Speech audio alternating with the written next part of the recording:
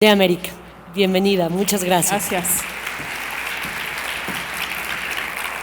Gracias a todas. Es un gusto estar aquí compartiendo con ustedes esta mañana y compartiendo la mesa con mujeres con las que me ha tocado trabajar ya, como Rebecca Greenspan, que tuve el gusto de conocer a la vicepresidenta Campbell y con quien trabajo casi cotidianamente, con la secretaria de Estado adjunta para el hemisferio occidental, Kim Breyer, que a veces estamos en WhatsApp mandándonos mensajes a las 11:30 de la noche tratando de resolver algunos temas pendientes. Es también un honor estar aquí porque en el piso 2 de la Embajada de México en Washington hay un pasillo con las fotografías de los embajadores de México desde la independencia hasta la fecha. Ni una sola mujer. Soy la primera mujer embajadora de México ante los Estados Unidos.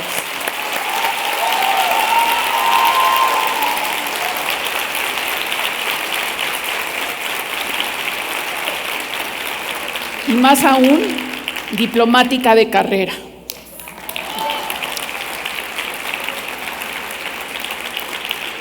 Créanme que es fácil de decir y muy difícil de lograr. Mi esposo es un diplomático de carrera también retirado. Fuimos la primera pareja en ser simultáneamente embajadores de México y ello nos llevó a que durante 12 años estuvimos en ciudades diferentes y nos vimos solamente los fines de semana. Fuimos en ese sentido una familia diferente, excepcional, pero una familia amorosa, con 2 hijas, mujeres de las que estoy profundamente orgullosa.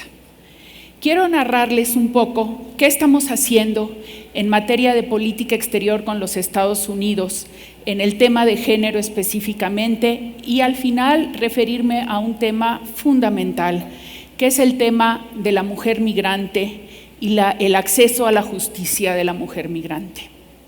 Cuando pasé por el Senado me preguntaban las senadoras, ¿dónde está la perspectiva de género que va a tener la política exterior de México en los Estados Unidos?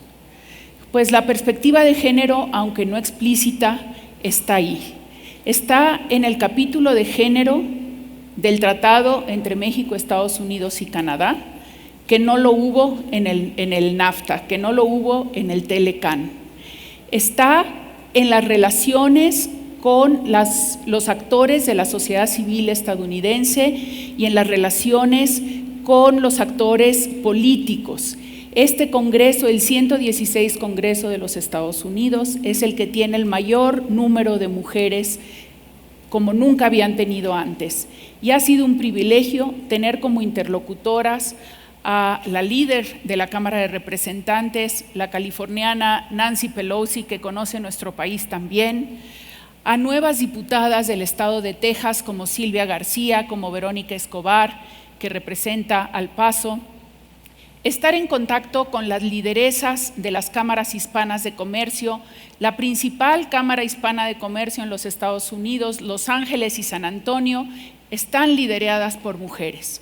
Las insto aquí a todas las empresarias que participan en cámaras a que establezcan relaciones privilegiadas con esas mujeres. Con María Silva en la Cámara Hispana de Comercio de Los Ángeles. Y aunque Erika acaba de salir de la Cámara Hispana de Comercio, están ahí. ¿Y por qué es importante que establezcan relaciones con ellas? Porque el sector más dinámico de creación de empresas en los Estados Unidos es la minoría hispana. Son los que están creando un mayor número de empresas en los Estados Unidos y dentro de la minoría hispana, los que están estableciendo más empresas son esas mujeres. Esas mujeres hispanas, como Erika, la esposa del alcalde de San Antonio, que era la presidenta de la Cámara de Comercio, hija de indocumentados, y que llegó a ese gran puesto y que es el ejemplo vivo de lo que están haciendo las mujeres mexicano-americanas en los Estados Unidos y que deben de ser sus contrapartes.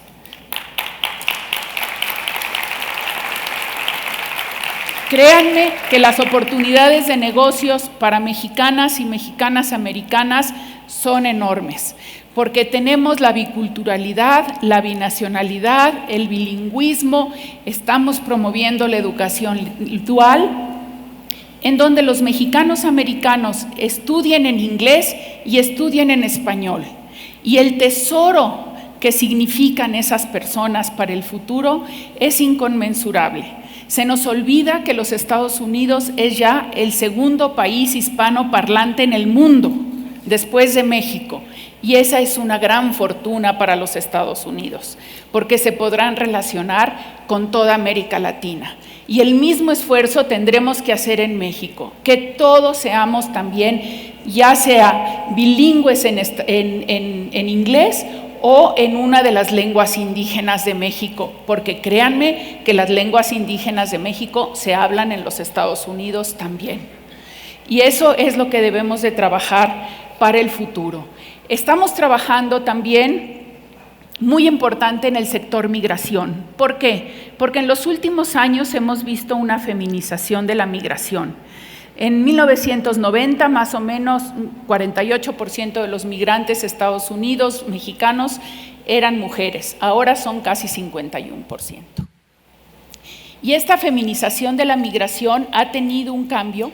Primero fue porque iban por motivos de reunificación familiar, para unirse con el marido o la pareja que dejaban. Pero después fueron yendo por sí mismas, porque se convirtieron en el fundamento familiar y en el origen de las remesas para sus familias en México. Pero esta incorporación y este crecimiento de la mujer migrante, la feminización de la migración, nos ha traído también problemas muy graves, que es el parcial abandono de las familias en México, en los lugares de origen, o bien que quedan las familias a cuidado de las abuelas, las tías, y se pierde ese vínculo esencial con las madres. Y por otra parte, nos ha traído el tema que hay que reconocer y que es muy duro, que es que la incorporación de la mujer al mercado laboral a veces trae problemas, no solo a veces, sino muy seguido, de violencia doméstica, de ataques justamente hacia esa mujer que se percibe ya como exitosa y por tanto como un rival en las estrategias o en los repartos de poder adentro de la casa. Por eso, una de las funciones primordiales que tiene la red de 50 consulados de México en los Estados Unidos es una ventanilla de atención integral a la mujer. Esta ventanilla empezó en Kansas City con una mujer cónsul, Alicia Kerber, que empezó a detectar que había mucho problema de violencia doméstica, de violencia de género, y que los consulados no éramos capaces de detectarlo. Entonces, con una serie de entrenamientos y preguntas, fuimos viendo cómo existía ese problema y de repente empezamos a tener registros que crecían en un 300%.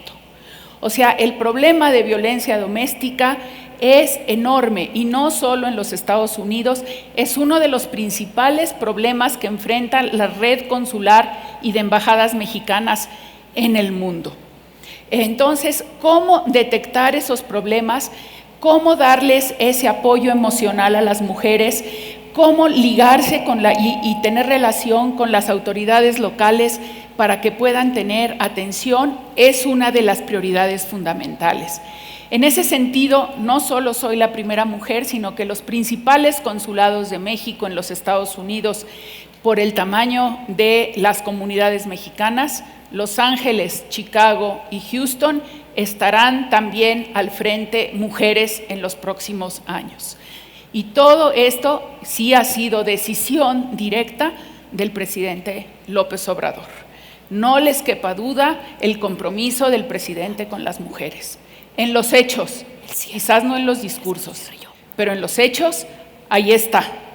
Y vamos a tener cada vez más un número de mujeres al frente de los consulados. Entonces, ¿qué es lo que yo les pediría aquí? Vincúlense con las mujeres empresarias mexicanas y mexicanoamericanos. Ayúdenos al retorno de los mexicanos que están regresando de los Estados Unidos, algunos por deportación, otros por voluntad propia. Son un tesoro invaluable. Incorpórenlos a sus empresas, reconozcan sus capacidades, sus competencias laborales, su acceso a la educación. Van a encontrar en ellos las mejores formación y las mejores maneras de relacionarse con nuestro principal socio. Y nuestro principal socio no solo en materia comercial, en materia de inversiones, en materia de valores, en materia de lograr un futuro común. Entonces, está en la Embajada de México a sus órdenes siempre para avanzar esta agenda con el gobierno de los Estados Unidos, con la presencia de nuestros 50 consulados en los Estados Unidos y para avanzar e insistir que toda la política exterior de México tiene que tener una perspectiva de género. Y esa perspectiva de género, y cierro con mi experiencia como embajadora en los países nórdicos, sí requiere de cuotas. Sí necesitamos cuotas en los consejos de administración, como los hemos necesitado en el Congreso y en el Servicio Exterior. Y peleémonos sin miedo, peleemos las cuotas sin miedo, porque tenemos la capacidad. No es cierto que las cuotas te dan un puesto nada más porque eres mujer, es también porque somos capaces y talentosas. Así que demos la pelea sin miedo y van a ver que la próxima presidenta de México, si no en 2024 después, será una mujer.